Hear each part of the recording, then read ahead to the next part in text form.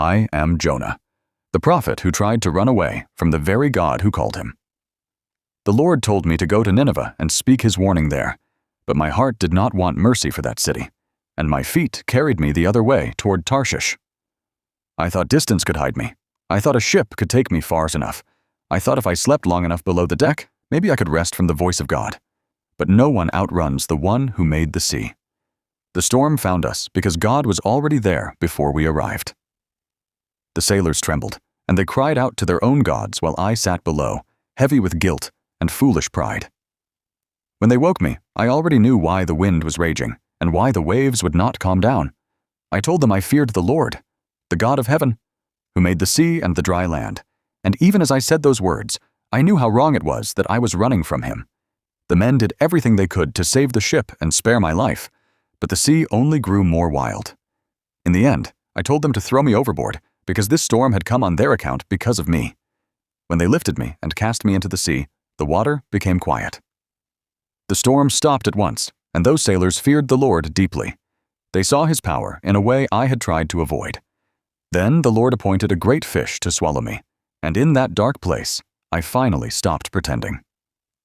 3 days and 3 nights in the belly of that fish stripped away my excuses. There was no place to run, no plan left, no strength in me that could rescue me. In the dark, I remembered the Lord, and my prayer rose out of that deep place. I learned what I should have known before I ever boarded that ship.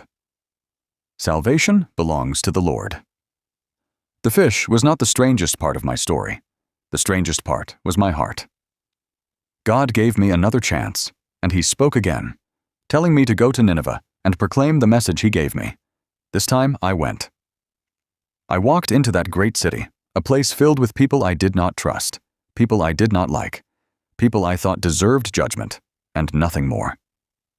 My preaching was simple. I warned them that judgment was coming. But then something happened that I did not want to see. The people listened. From the greatest to the least, they turned from their evil. Even the king humbled himself, and the whole city cried out for mercy. That should have filled me with joy, but it did not. I was angry because I knew what God was like. I knew he is gracious and compassionate, slow to anger, and rich in mercy. And I hated that truth when it was for my enemies. I wanted justice that looked like fire. God wanted repentance that led to life. So I went outside the city and sat there, waiting, still hoping judgment might fall. I sat with my bitterness like it was something holy, but it was only pride wearing religious clothes. Then God appointed a plant to grow over me and give me shade, and I was glad for it. For a moment, I cared more about my comfort than I had cared about an entire city full of people. Then God appointed a worm, and the plant withered. The sun beat down on me, and I pitied myself more than I pitied anyone in Nineveh. That is when the Lord exposed me. If I could grieve over a plant I did not make and did not sustain, how much more could he care for a city with 120,000 people, and many animals too, all living under his hand? My story is not really about a storm, or a ship, or even a great fish. My story is about the mercy of God, and how offensive that mercy can feel when it reaches people we think do not deserve it. I wanted God to be kind to me in the sea, but severe with Nineveh on the land. I wanted rescue for myself and judgment for others, but God does not measure mercy the way I do.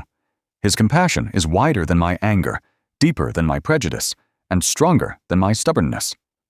I am the prophet who obeyed late, preached reluctantly, and then sat outside a forgiven city, feeling sorry for himself. Yet even there, God still spoke to me. He did not only chase me in the storm, he taught me in my sulking. He corrected me with patience. He showed me that his heart is not small like mine. He sees whole cities where I see enemies. He sees image bearers where I see threats. He sees people who need mercy because that is what I needed too. So if you remember my story, do not stop at the fish. Remember the God who pursued a runaway prophet, listened to a desperate prayer in the deep, warned a violent city, accepted their repentance, and gently confronted the hard heart of his own servant. My story is about a big God whose mercy extends even to those we think do not deserve it, and that is good news for them, for me, and for all of us.